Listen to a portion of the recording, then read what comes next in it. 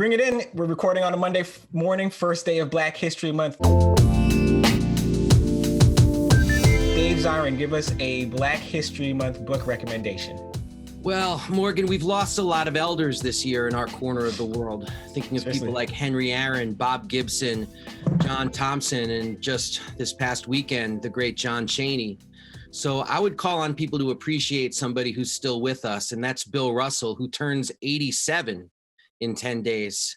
Bill Russell wrote two of the best athletic memoirs ever. They're snappy, political, and ahead of their time. I'm talking about this one I have right here. It's called Up for Glory, which most people know. It's recognized as one of the great athletic memoirs ever. My edition is a first edition. It's so old. The top actually says, Bill Russell, the great Negro basketball star, tells the exciting story of his life. That's how old this is. But it's his second book I want to really recommend for folks. It came out in 1979. It's called Second Wind, Memoir of an Opinionated Man.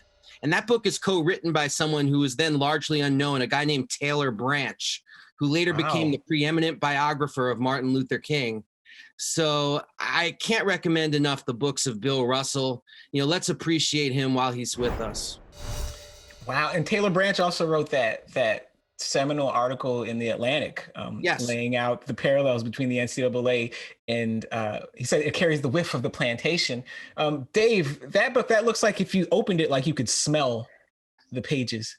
Oh, yeah. And I mean, that's why I love books. That's why I don't do the Kindle.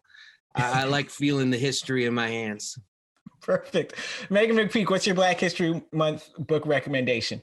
Okay, so like Dave, I have two. One is just over my shoulder, Ball Don't Lie. One of my very good friends, Kevin Cottrell Jr. wrote it. It is interviews with the likes of Vince Carter, Isaiah Thomas, like Zeke, Isaiah Thomas, Tina Thompson, and giving their experience of basketball and big time stories that they remember. So that kind of is a historic book for me. And then as well, too, we just lost her, the ever incomparable and ever elegant and classy Miss Cicely Tyson, who days before she passed, obviously just came out with her memoir. So that's another one I want people to read, because if you are unfamiliar with her as an actress, just wow, like go and get the book if you have not already. And if you do have a chance as well to see the interview, watch the interview with Gayle King, literally 2 days before her passing, talking about the end of it.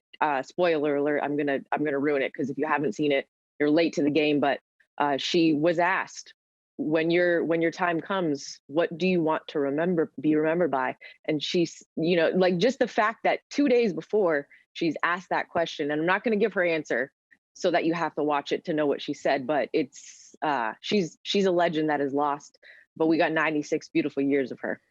Amazing. Yeah. And another, again, towering figure lost just in the last month or so. And another of her final interviews was for Zoomer magazine here in Toronto and the journalist is a dear friend of mine and a mentor of mine, and someone without whom I wouldn't be sitting right here, Ashanti Infantry.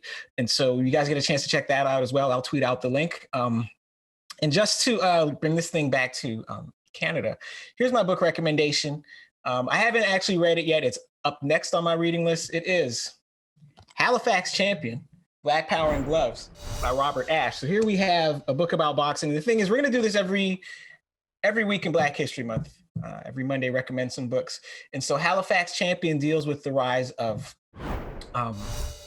which is David Downey, because there's a lot of Downeys. When you get into Black Canadian history, there's a lot of Downeys, a lot of them box, so it's tough to keep them all straight. This is David Downey and his rise, which coincides with the civil rights movement, and how that unfolded here in Canada, in some of Canada's oldest Black communities. So I'm really, really interested to get into this.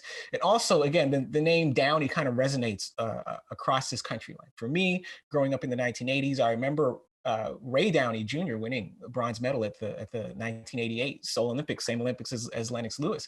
And just a few weeks ago, we were interviewing Castillo Clayton, who came to the precipice of becoming the first Black Nova Scotian fighter since George Dixon at the beginning of the pro fight industry to win a world title, wound up with the draw. But he is distantly related to at least some of the Downies. So it would be fascinating to kind of put together a Black Nova Scotia sports family tree.